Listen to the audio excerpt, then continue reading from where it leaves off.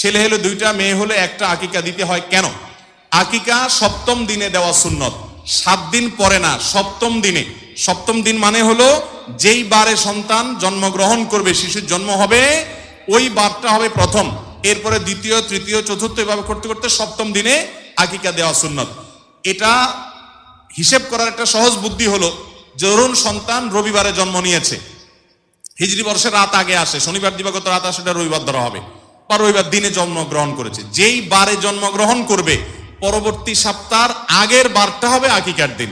রবিবারে জন্মগ্রহণ করলে পরের শনিবার হবে আকিকার দিন, শনিবারে জন্মগ্রহণ করলে পরের শুক্রবার হবে আকিকার দিন, শুক্রবারে জন্মগ্রহণ করলে পরের বৃহস্পতিবার হবে আকিকার দিন। ওটা হলো সপ্তম দিন, ওই দিনটাতে আকিকা করা সুন্নত।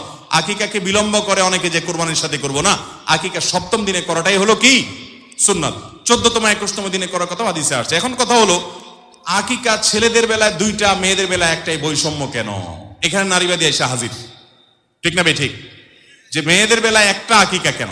দেখুন, আকিকার একটা অন্যতম উদ্দেশ্য হলো এটা মানুষের